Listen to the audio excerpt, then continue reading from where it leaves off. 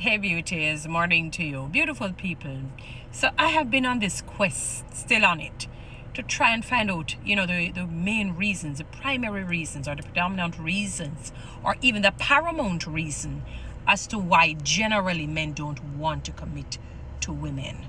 I know sometimes people say because they have a multiplicity of women.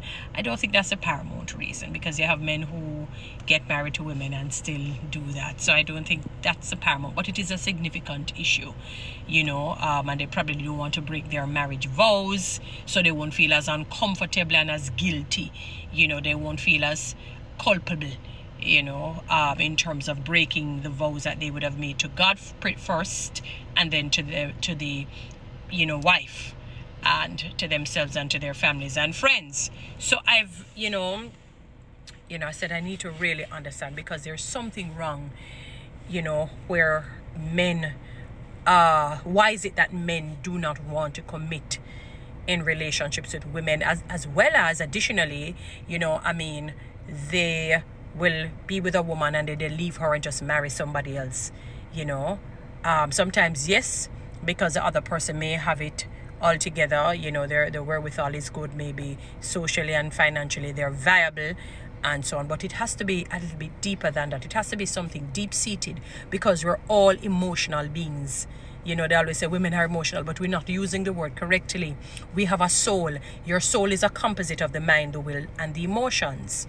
And I was sitting in on a live, as a fellow saw me, he said, you have to invite this wonderful woman on, she's a woman with wisdom. And I'm not blowing my own trumpet. I'm only just telling you what he was saying and all of that. And, another lady, a wise older woman, came on and she was speaking. And, she gave some real gems on that live. Prince Ladio, follow him and follow me as well.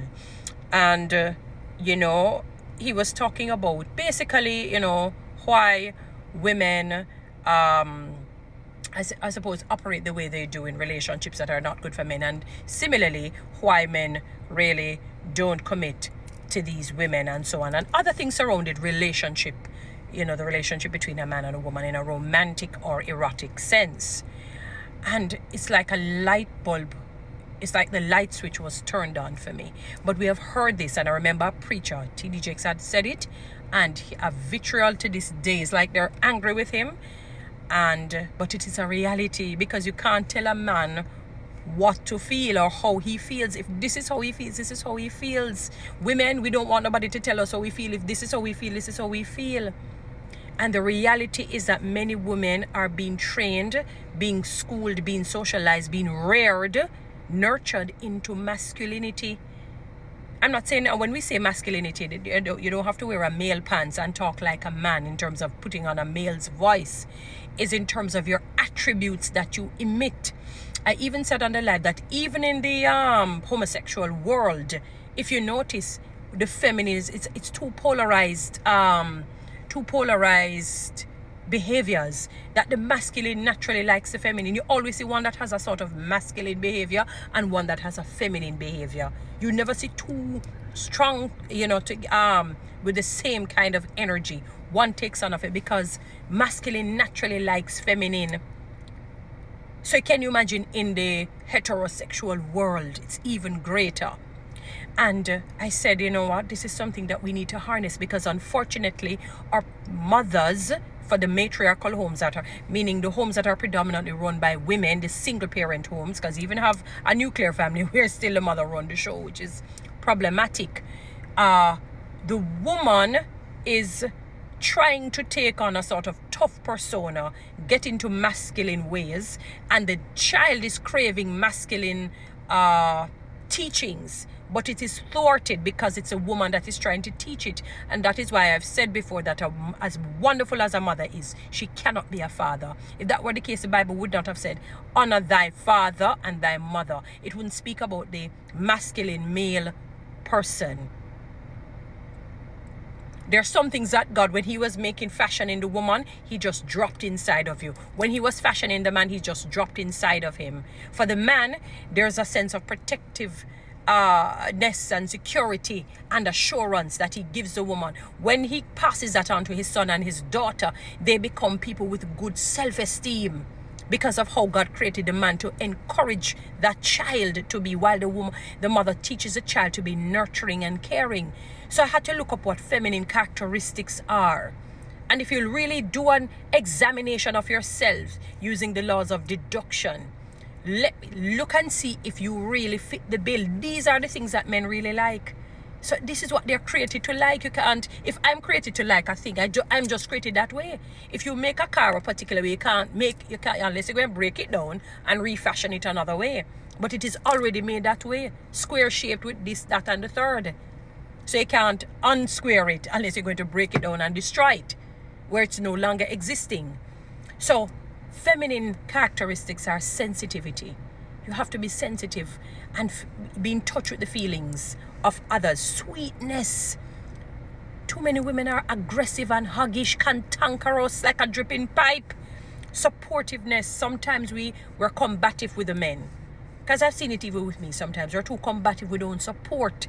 It's not just supporting a lost cause dream, but so being supportive, being gentle. You can't have the man being rough and you being rough. There are times when it calls for the lioness to get out. If you see danger and whatever it is, and you're supporting your man, that's a different thing. That's boldness and that's courage. That's a different thing. Warmth, you must be so welcoming and sweet. Honey, how you doing? Come and give me a hug and a kiss. Gentle. Passivity, just calm, cool and collected. You don't have to be aggressive and coarse and toe-to-toe with the men. Cooperative. You don't have to be always combative and opposing. You have people who just love to oppose because it's you. And it's another woman. They like to oppose. Expressiveness. Be real. Be truthful. Be vulnerable. Be real with the man. Be expressive. Let him know, because they do listen. I'm telling you. They listen. You may think they don't. Modesty. They like when you carry yourself with decorum. You must be decorous. You must be classy. Not too much. You mustn't be vulgar and boisterous and loose in your disposition, in your dress code, in your look. You must be humble. Be humble. Be empathetic, be affectionate. Remember I said the affectionate, touch, hug, love and kiss. Show some affection. The man come and say, boy, my tummy hurt me. You're lucky, your belly bad, you want some tea. No. Me not talk to you already and say, no. Absolutely not. Say, honey, you're harsh. You think it's gas, you think it's this? Or let me make some tea and see if it is something you want. That's lovely. Be gentle, be tender, be kind and helpful. You see your husband having a bad day, a rough day. Honey, what do you want me to do for you today? You want me to rub your feet? You want me to rub your head? Talk with a gentle voice. Take it down. Because I have a strong voice, take down your voice. Just take down the temperature a little bit. You want me to make some tea? Come, let me help you shower. For husbands and wives, I'm talking. Be devoted. Don't be somebody who is fickle and run around all over. Be loyal and committed and devoted to the man. Through thick, through thin, in good times and in bad times. I'm not saying that if he's abusive that you must take the abuse. I would never tell you that, because it can cost you your life and your mental state or your emotional state. No, but be loyal and devoted. It's because you're going to always see a man who is seemingly more nice, who is more handsome, shaped better, have more money. It's not every thing that glitters is gold. Stick with what you have. Yours is the best gold for you. Be understanding. Lord of his mercy, I wish more of us were understanding. It's something that is lacking in human beings. When somebody says, I don't have it, honey, I don't have the money to buy this for you, honey, I can't do this, honey, this is how I feel, I'm struggling with this. Don't say, you're a wicked and evil and where do you have the money for buy it? No. Be understanding, especially if it's genuine. If somebody says, I don't have the funds, I don't have it, honey. I want to buy you that thing. I just don't have it. I really don't. They don't pay me enough. I'm not working sufficient funds. You see the bills are piling up. Whatever it is, be understanding. He says, I'm having this struggle. I'm struggling with whatever issues it may be, personal, something very deep and dark. Say, honey, you want us to seek counseling because I'm not trained and I want you to heal from your situation. There was a man who just couldn't stop sleeping with a whole heap of women. His wife didn't leave him. She got him the help. Not everybody can handle that, and I'm not saying that you should. I'm just telling you a situation, And be in touch with your emotions. Don't be afraid. God, be fully functional with your emotions. Love deeply. It endures. It perseveres. All right. Anyway, guys, follow me on TikTok. Subscribe to my YouTube channel. Share this message, please. Thank you.